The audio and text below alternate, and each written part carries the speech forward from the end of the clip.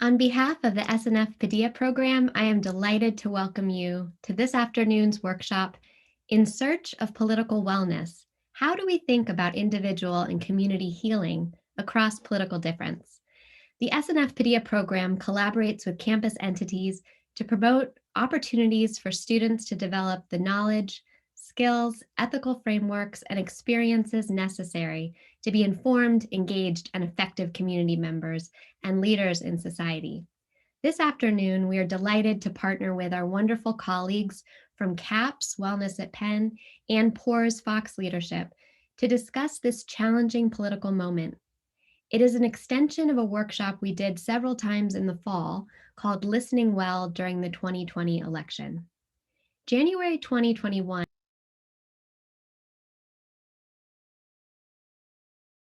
Excuse me, sorry about that. January 2021 underscored that we are living in a challenging political moment. Robin Wright has an article titled "The Awe and Anguish of Being an American Today." It gets at the roller coaster of emotions that we've been experiencing.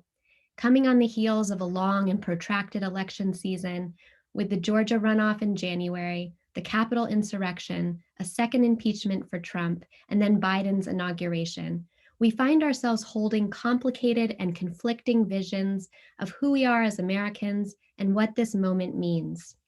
Today, we plan on sharing some stories and frameworks for understanding and coping in this moment. If not answers, we plan on sharing some postures to help approach political wellness right now. We will leave time for a brief discussion at the end, but plan to have some participatory moments in the chat throughout. We have a diverse audience composed of students, faculty, staff, and alumni. Before we start, however, let us introduce ourselves. I'm Lia Howard, the Student Advising and Wellness Director of the SNF Paideia Program, and I turn it to my colleagues. Hi, everybody. So I'm Andrew Arenge. I'm Director of Operations for the Fox Leadership Program, as well as the Penn Program on Opinion Research and Election Studies, which is otherwise known as PORS. And I'm Sandy Vogel, the Assistant Director of PORS, and I work with Fox Leadership a little bit as well. Hi, I'm Batsirai Bvunzawabaya. I'm the Director of Outreach and Prevention Services at CAPS, which is the Counseling Center on campus.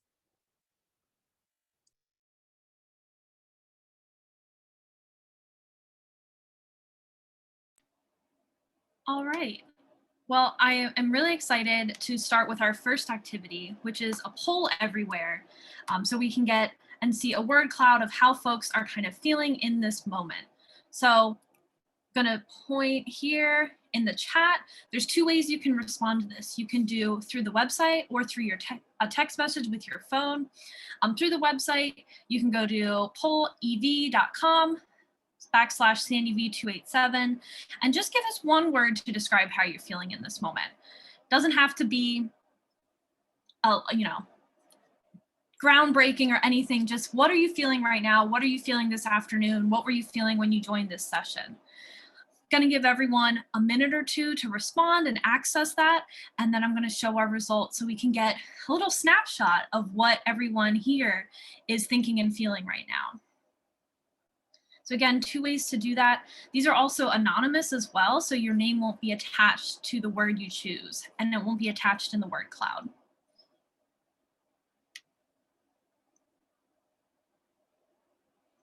All right, I'm seeing a few of these responses come in. Thank you all so far. Give maybe a couple more, just one more minute for this.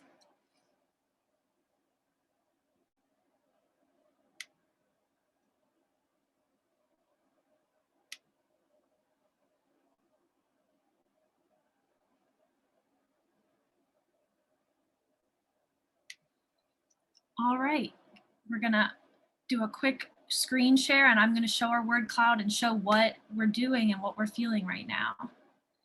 Thank you all so far.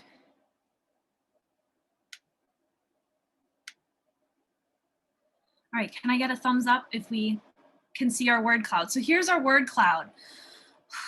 We've got a few different ones right now. We're feeling hopeful, a few of us. The larger the word is, the more people picked that word. A few of us, a bunch of us, it sounds like, are also tired. Maybe that was if we stayed up late watching the Super Bowl last night, or if it's just kind of the Monday feeling. We're also seeing a few folks thinking maybe they're contemplative or a little bit stressed or curious about this workshop is maybe what they're bringing in right now.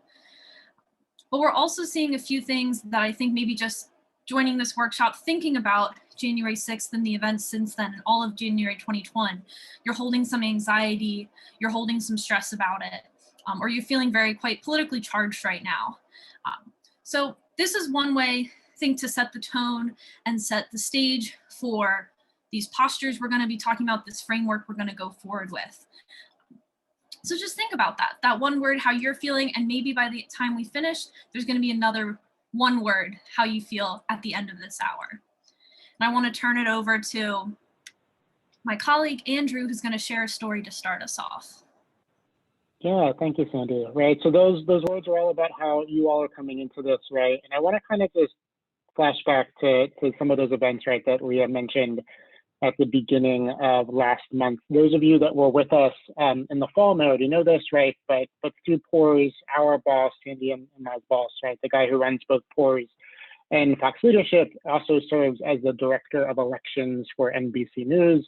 And so a bunch of us through the PORS program get to help out with the elections unit at NBC. And so I had a really unique seat for all of the events that occurred both on January 6th and prior. And so I want to just share some reflections on that, right? And so if you flash back, right, to January 5th, the day before the insurrection on the Capitol, it was the Georgia runoff race, right? So if you go back to November, we sadly weren't able to project a winner, right, in either of the Georgia Senate races back in November because neither candidate in any of those races was able to break that 50% threshold. And so both of the races, both the Warnock and Loeffler race and the Ossoff and David Perdue race went to runoff.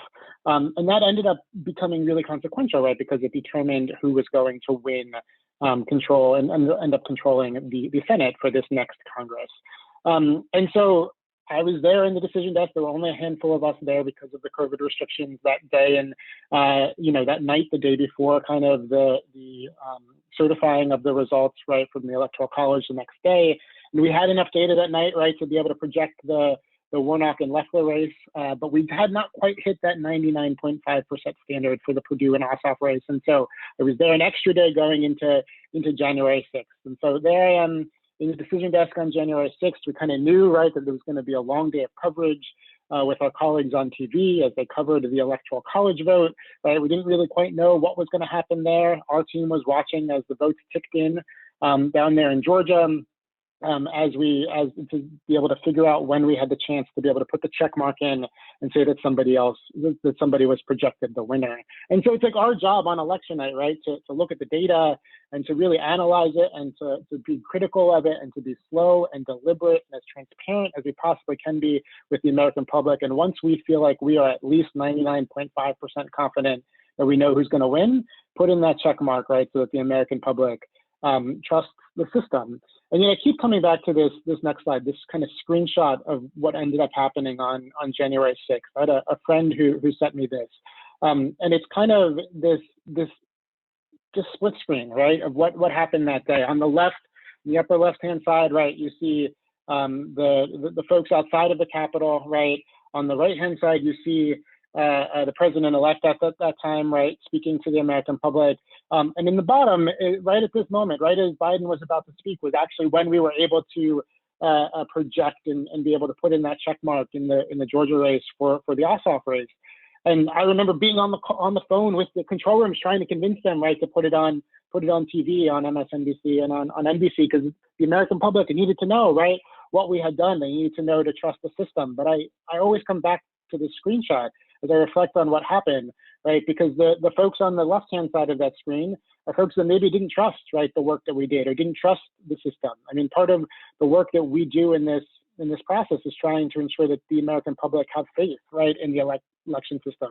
And we take our jobs really, really seriously. But I started reflecting on well, why, right? Why are they there? What could we have done better? What didn't we potentially do in that moment, right, either a month before or even leading up into it, right, to ensure that folks trusted the system and didn't necessarily have doubt and kind of believe this lie that they had been fed.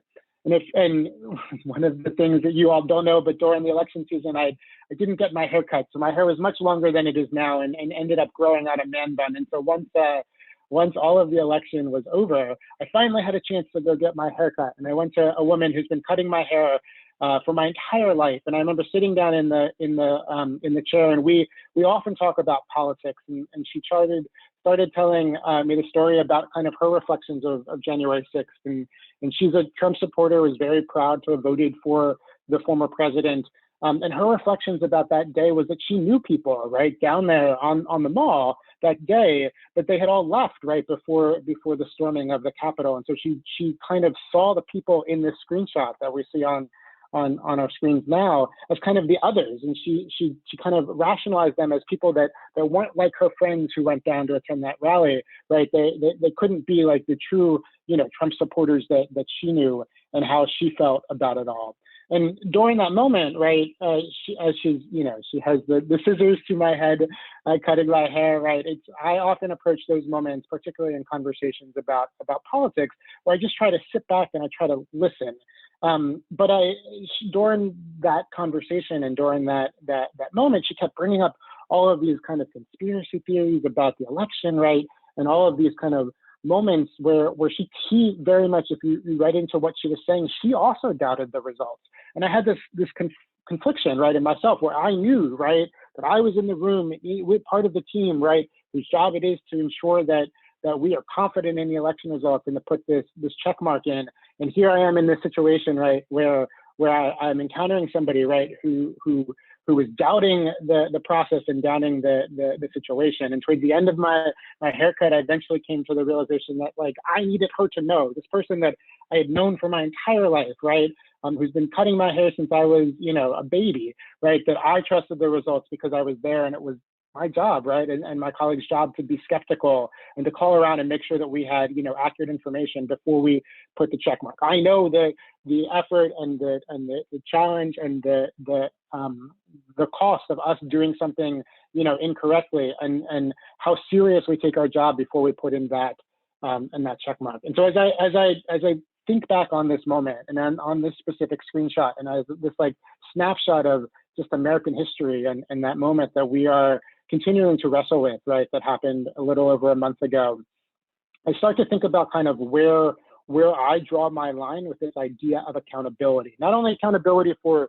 what happened on that day, but also accountability for myself, right? Like, I am often the type of person who's not immediately upfront with my opinions or the way that I see things. If you know me really well, you'll often know that I don't necessarily take a position on things, right? I'm more open-minded, and I'm more trying to listen to understand where other people are coming from.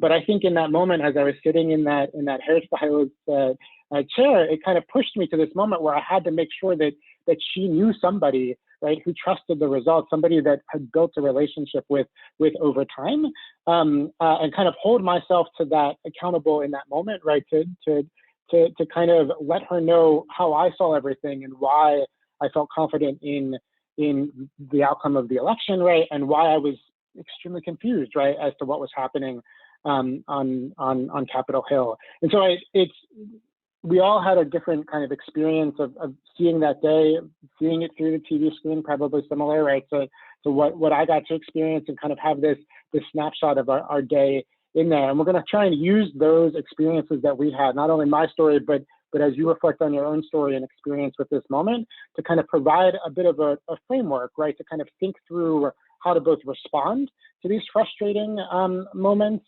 and be able to kind of have some action to move forward. And so I want to now turn it over to my colleague, Batsirai. Thank you, Andrew. It's always great to just hear the story again. I feel like each time I hear it, I have different reactions. So thank you for sharing that. So as Andrew mentioned, we're going to provide a framework here. And as Lia mentioned earlier, some postures for this moment.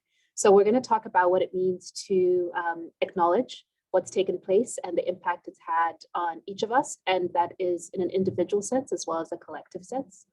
We're also going to talk about accountability. And I think Andrew started to introduce that idea, like, what does that mean to be accountable for ourselves, but to also think about collective accountability, right? What would we need in order to feel that there has been accountability based on the things that have taken place?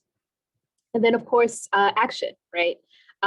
What might be required from each of us at this moment as we're thinking about what's next, right? So as we search for political wellness, healing, we're going to try to use this framework to guide us. And we're going to use different perspectives from polling research, political science, and of course, psychology, which I'll share a little bit more about in a second. Next slide. So yeah, we're going to go ahead and jump right into acknowledge. So there's so many different aspects to what Andrew mentioned that I'm going to try to draw on and just in the story that he shared. We've all been impacted in so many different ways by intersecting events, but also intersecting crises that have taken place and really impacted us in such a significant way, and they've taken a toll on us. And for each of us, it's going to look a little different in terms of what that's meant. But even collectively, like I think as we were, I know for me, as I was watching all those images from that day, just really thinking about a collective sense of like grief and anxiety and trying to sort of like regulate my own reactions as I was watching that, as I was also hearing from friends and family in terms of their reactions, right? So I was getting texts and things like that.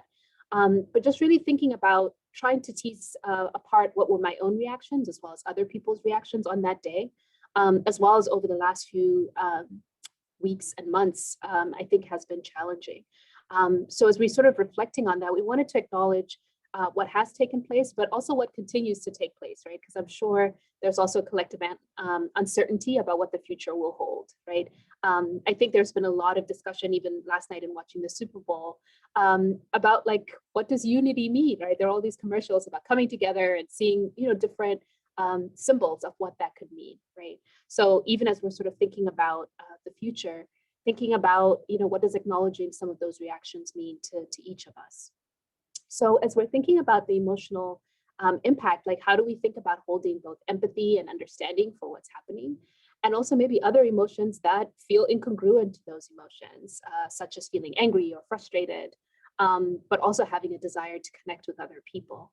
So in thinking a little bit about our role of emotions and sort of how they're going to influence what happens next, one of the things that I've often enjoyed about psychology, especially in the therapeutic setting, is really thinking a little bit about how do we make the unconscious conscious, right? So depending on the theoretical orientation, that is a goal of therapy, right? Is how do we start to recognize what we feel? And then by doing that, helping us recognize then what we need. And then of course, how to take action. So what does change look like for each of us?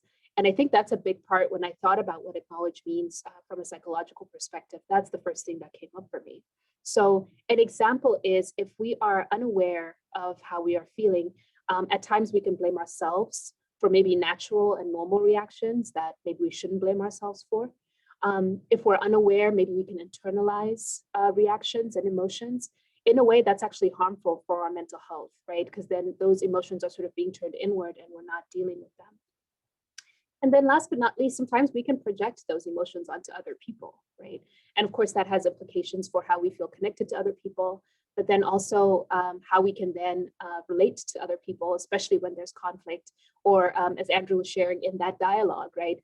It sounds like there was so much awareness that he was having about what was coming up and making this decision of, do I say something or do I not? And I feel like over the last few months, I think we've all sort of had that decision-making moment, right? Do I say something? Do I not? What am I feeling? And thinking about how to move forward in that way. So just to emphasize this, again, acknowledging our emotions can really help us to know not only how to care for ourselves, but how to care for others as we are continuing any conversations or any relationships that we are having. And then last but not least, I wanted to share this quote by August Wilson. And I think the parts that I like about it are how it sort of highlights how hard it is at times for us to sort of delve deeper into our emotions, but how rewarding that can be. But also the fact that sometimes there's a need for forgiveness because not everything we feel and think is always good, right? So sometimes we may be critical of ourselves for thinking and reacting in certain ways, but there is a role and a need for forgiveness. And the hope is that, of course, that will help to open up really good things and really good insights when we're able to do that. So I'll go ahead to the next slide. And I just wanted to share some some questions for reflection. And we are recording this, so maybe you'll have time to take a screenshot or things like that. But if not, you could always come back to them. But hopefully these will help you to reflect a little bit when we talk about acknowledging, right? So the first question was, what does it mean to acknowledge your emotions and reactions? So some suggestions to this are, this could mean journaling for you. It could mean any self-care practices. So it could be engaging in mindfulness, where you are trying to really think about how to be present in the moment.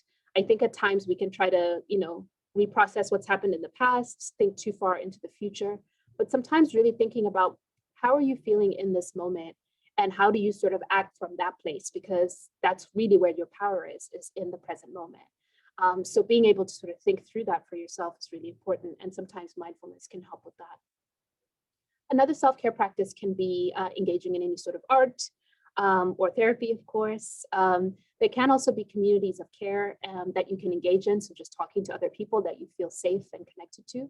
These could be friends, coworkers, religious leaders. So anyone within your community that you feel can allow you to acknowledge how you're feeling, but also, of course, be supportive in that way. The second question I wanted to highlight is, what gets in the way of acknowledging your emotions or reactions? When I think about this question, the first thing that comes up for me is time. Because sometimes I'm like, I just don't want to go there emotionally, because I feel like it's going to take a while. If I start to get upset, I'm going to have to figure out how to sort of cope with whatever reaction I have. And I think sometimes we hear this in therapy as well, where people say, I don't want to open up this box and feel like I can't put things back together again, right? So sometimes just the time to really explore our emotions can be challenging to find. Another thing that can get in the way is sometimes a fear of vulnerability, a fear of judgment, and at times a fear of being invalidated, right? So realizing that maybe other people don't feel the same way you do can be painful to us, because we do want to feel validated and we want to feel like our emotions are okay, right? So just thinking for yourselves too, what gets in the way, and maybe thinking about solutions to mediate some of those reactions, just to make sure that as you are exploring those emotions, you're doing so in a way that is healthy for you. The third question, how does the world around us acknowledge our feelings and reactions? When I think about this third question, I just think about the various sources of information that we have. And depending on who you are, sometimes you can go on social media or other forms of media and get validation for your emotions. Or sometimes you may actually get really harsh or hurtful feedback. So I don't do this as much anymore, but sometimes I'll read the comments section after an article or something. And sometimes I'm like, whoa, I would never post here, right? Because I feel like some of the responses are so harsh.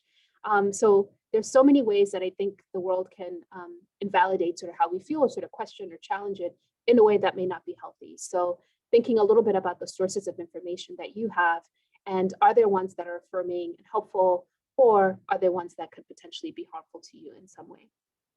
And then last but not least, the last question for reflection is, what acknowledgement do we need for our collective emotional experiences? And again, for each of us, this is going to look different. So something to think about, would it be in communal spaces such as these, whether they're virtual spaces or in-person spaces at some point? Is it through the media that we feel like, when we watch a story, we feel like it's reflecting something in us and that makes us feel acknowledged in some way? Or is it from our leaders, right? Is it leaders within Penn or world leaders, as in our president or other folks in the world? Are those the spaces where we can receive that affirmation of our collective emotional experiences, or reflection of how we are doing? So we're going to go ahead and move on to talking about accountability. And Andrea and Sandy are going to share a little bit of what that could look like. Thank you so much, Bati. So I think the accountability piece is a really great one to follow acknowledgement, because in acknowledging yourself and how you're feeling, and thinking about how the world is, how the world and that collective system is going through that acknowledgement process and that feedback loop, is really important to start to think about what accountability looks like. And we really welcome you to jot down your thoughts and initial reactions as we go through some of these rhetorical questions about accountability. And we hope that you come back to these thoughts and questions during our reflection at the end, or on your own time, or both. Both is good too. So we start with this really big question of, what does accountability look like? and focusing on our collective understanding of democracy and these shared values that we hold in American institutions, or that we think we share. And then what happens when our what are our expectations when that sense of community is betrayed? So we have elections for president every 4 years. We may have thought 4 years ago, this year, whatever, that we all believe the election should be free and fair, and that the results of the election will be respected. That's maybe a shared value that we have. And then we can see what happens when that shared value seemingly breaks down, or over the past couple months, we've been seeing that process. But I think it's also helpful, and Andrew can talk more about this, to see how polling shows us what some of our shared values are and still are. And I want to turn it over to Andrew to go more in depth about the poll you see up in front of you right here and some other data points. Yeah, no, so the Associated Press, with their polling partners at the University of Chicago, which runs something called the NORC, just released a poll over the weekend. And it may not surprise you, right? So 88% of Americans believe that Americans are greatly divided when it comes to the most important values, right? So this idea of what we hold true, right? We believe that other people are coming at it differently. And when asked to kind of think about the future, people ended up saying, right, like they asked if you think about the next 5 years from now, do you think the country will become more divided on the most important values, less divided on the most important values, or be as divided as it is now? And unsurprisingly, right, about a third of people say that they expect our country to become more divided on these kind of most important values. About a third say that they expect it to be less divided, and the last third is about the same. And yet when you start asking about the different aspects of identity and these kind of different values, we all kind of generally agree, right? 88% of Americans said that a fair judicial system and a fair view a fair judicial system and the rule of law are important. 80% said that democratically elected government is important, right? 85% said that individual liberties and freedoms as defined by the Constitution are important. And 65% said that it's important that we as Americans share the same values. And so we may see these ideas, right, as being something that we want to hold communally, but we define them differently, right? And that's where this kind of sense of disagreement comes from. And so even as we look at just accountability for what's going to happen over the next week or two, right, as former President Trump goes before the Senate to be convicted, our definition of what accountability looks like is actually different, right? So for those that, and this is kind of the graphic that's on the screen there, right?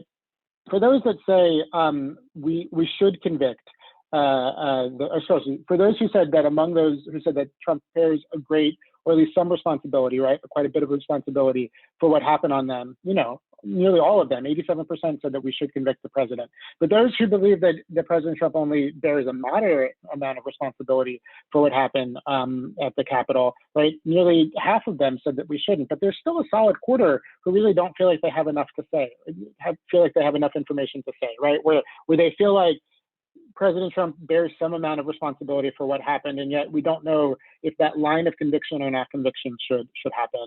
And those that believe that President Trump bears little responsibility, they're on the complete opposite, right, side of those that say conviction. They say we should not convict the president. And so this point of accountability, where we all draw our line personally, how we define what accountability looks like, is actually really quite different. And I feel like this point draws a distinction really, really well. And so as we're at this kind of precipice, before we go into this impeachment or this conviction kind of trial, that now that the president has been impeached, that we're about to kind of undergo starting tomorrow, it becomes really important that we all define ahead of time, right? Like what accountability looks like for us, how we define it. Because one of the things that ends up happening quite often in discussions about accountability is that the goal line gets moved, right? We kind of redefine what accountability is as we kind of experience it. And where we may have started and where we may have defined it at the beginning of the process ends up shifting depending on what ends up happening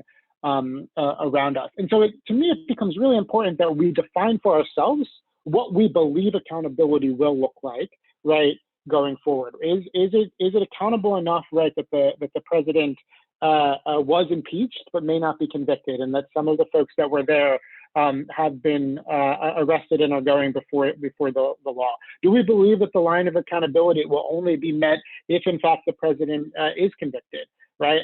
And we all need to kind of define that for ourselves. And so that's a collective way of defining accountability, but there's also an individual way of defining it. And that kind of goes back to my story that I shared before, right? So what are those moments where you believe individually that you want to make sure and hold yourself accountable in that moment, in that conversation, in what I would refer to as like the small moment of leadership, right? That leadership often happens in the big moments, but it's almost more important, right? In these little moments, these one-on-one conversations, these moments where you've built relationships with folks and you're vulnerable to them about what you truly believe in and why. And how do you then kind of hold yourself accountable in those moments as you're wrestling with all of these things? As I shared before, right? I often don't share my opinion upfront at all in any conversation that I'm in, right? I rarely share my opinion, if at all, because I have always kind of approached these things through a journalistic lens where my opinion in that conversation is not really that important. I'm much more interested in learning about somebody else's opinion and kind of making sure I understand how they rationalize it. But Sandy, you were telling us earlier, right, that like you approach that kind of situation completely differently. Yeah, so when we think about drawing our own lines of accountability and finding that balance between engagement and protecting your well-being, Andrew shares he often waits or often will not share his own opinion depending on how the conversation's going and listening to what everyone else is saying. I tend to draw that line a little bit differently. I like to share what I think up front, almost to kick off the conversation, to say I'm being open and vulnerable and here's what I think about, and here's my opinion. Now let me hear yours and we can go from there. But also, not all of the, Andrew shares that in his story with his hairdresser, he ends up sharing his opinion pretty strongly and figuring out that maybe where he normally draws the line does not apply. And I find I have those moments as well, where maybe if I share my opinion up front, it shuts down the conversation entirely. So maybe I wait or I backpedal and hold off. But thinking about these lines can change and move and be different depending on who you're with and who you're around. So when we think about individual accountability, we're often thinking of those smaller interpersonal reactions. And then when we go more into thinking about collective accountability, which is the next slide, we start to think, what form of accountability do you think or expect should take place on a systemic level?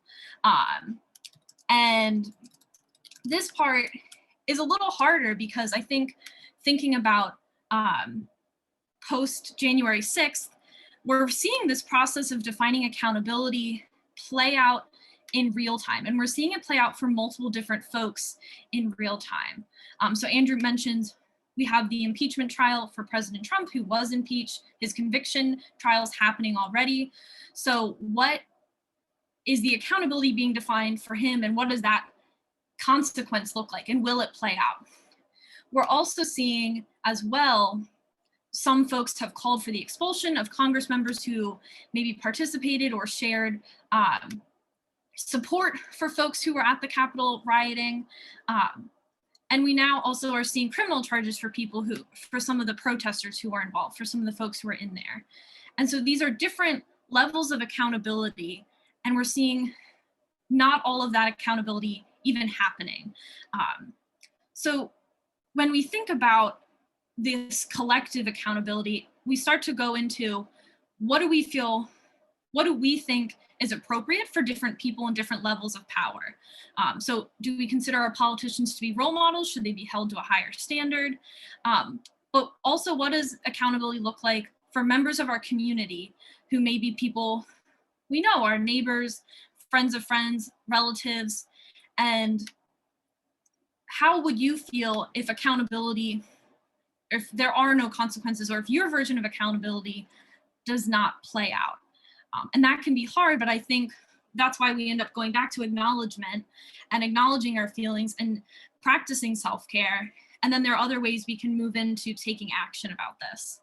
And I want to leave with one more kind of rhetorical question, which is very broad, and we could probably do a whole nother workshop about, which is, how do you think the world is going to hold us accountable for some of the events since the election in 2020, or of the past 4 years, but how do you think the world is going to hold us accountable? And it's a very big, very large rhetorical question, but it's one other way to think of what collective accountability looks like on these different levels. With all of that, I want to turn it over to Lia to close us out with some action items and ways to engage beyond just thinking of these rhetorical questions and reflections. Oh, thanks, Sandy. Well, thank you to my colleagues. I'm going to be brief because we really do want to give you a chance to respond back to some of the things we've shared. But my colleagues have already so well given you lots of action steps. Andrew spoke about speaking up and speaking out in moments, even when it might not be the thing that you are most comfortable with. But if you have experience, speak. Sandy led us in the very beginning with kind of even defining what we're feeling at this moment. And how tricky that could be. And Batsirai talked a little bit about making the unconscious conscious. I love that concept. And how that's an action to do that, as well as journaling and self-care and many of the other things she shared. I want to share 3 other sets of actions, things that I hope will be helpful to you in a very practical way. And then I look forward to our conversation in a minute. So what I want to do, I want to focus on these 3. The first I'm calling rules of the road. And it's a personal plan around how you engage in information and communication. Number 2, what are you going to do in face-to-face discussions, especially how to talk to others that you know hold different views? I have a couple action steps there. And then finally, can we learn from other contexts? Can we gain some wisdom from other times in history, US history, where there were uncertainties and tension? So next slide. For rules of the road, when I teach public policy, I teach political science and did a lot more in another role, but do still and look forward to it at Penn. I start my introduction to public policy class by just writing car on the board behind me. I miss classrooms, but write car on the board. And I just have students think about all the different public policies that came from this one invention over 100 years ago. The first car, I was looking it up right before this, but the first car was invented in 1885, but it started to circulate the car right in the early 1920s more and more. Have my students try to think and remember, though they never lived at this time period, but try to think about what it might be like to live before a car, what the roads were like, what it was like to travel via a horse and buggy or your feet to get places, and how this one invention changed so much. Then we go through and think about actual laws and government infrastructure that were developed because of the car. We think about the Department of Transportation that didn't come around until 1967. So again, think 1885, 1967. Seatbelts weren't made federal law until 1968. The National Highway Traffic Safety Administration came in 1970. And my favorite is that car seats were not mandatory until 1985. So a full 100 years after the first car was invented, car seats were finally made the law. So you think about all these other things, like eventually my students get to thinking about how because of the car, we have suburbanization. Because of the car, we have foreign policy that focuses on oil often. Because of the car, we have climate change, sustainability issues being built in. There's so many different pieces of the world that revolve around this one small invention over 100 years ago. And so as we think about the internet, or the place where we receive information and the place where we, especially in a pandemic, communicate with others, it is a relatively recent invention, the internet. Social media, relatively recent, but many have called it the Wild West in terms of the amount of regulation and shared understanding about how we operate as both individuals and a community with this new invention. And so what I want to challenge you in this seismic, we have this other seismic moment, right? The internet and our communications infrastructure that we're functioning without legal and safety. I want to challenge you to think about, even though they don't exist totally yet, what are some kind of stoplights? What are speed limits? What are seatbelts that you personally can develop until the real ones come into being, right? 100 years, hopefully not 100 years, hopefully like in a few decades. But what can you do? And so the next slide, I have some ideas. So stoplights, when you are, rolling along the road, you sometimes don't even want to stop, right? But it's an intersection and it's red. You must stop to keep yourself and others safe. Are there things you can do in your own life, a time of day, for example, where you choose to engage and disengage with information, with communication? So both reading news maybe, or communicating on social media. Maybe you want to do something first, like exercise before you engage. Maybe you want to, I don't know, wash your face. But the first thing you do, you maybe don't want to have your phone the first thing you wake up. I've had days, both days. I've had times where like first thing I do, pick up my phone, and some days it's that kind of day. But it's a different day when I can claim my humanity, I feel like, and do something for me, and then engage with the world, and read the news and the headlines. And then also disengage. What do you do right before bed? This is, to me, a very wellness practice I've started, of putting my phone down, and having a glass of tea or a cup of tea, or reading something, doing something totally for me, but not in the world. Next, speed limits or guardrails. And by this, again, please, these are just my interpretations. You can develop your own speed limits and guardrails, but maybe there's certain ideas that really matter to you that you decide you are just going to engage with those ideas face to face with people, not online. Or maybe there are ways you commit to engaging, meaning words you are not going to use, or the kinds of words you are going to use in terms of the tone when you're online. Things that are beyond the bounds, over the speed limit if you use that kind of a language. And if you see that kind of a language, I mean, sometimes when I'm on the highway, I see people speeding along, and that sometimes reminds me, no, I'm not going to speed along. So when you read something that's like Batsy was talking about, the comments where she never would share, when you read something that's, you can tell yourself, that's not in my speed limit zone or something. And you have a sense of where you are, and those are your boundaries. And finally, seatbelts, because accidents happen. This is kind of something I've been thinking a lot about. Things happen that you're not prepared for. Your, great aunt that you love maybe sends you something that you are not expecting from her. Or what are you going to do when you are upset because of something you read? To be honest, the headlines for January have been things I have not expected, and articles that I want to read, but they shake me a bit, right? What are you going to do to restore your sense of yourself?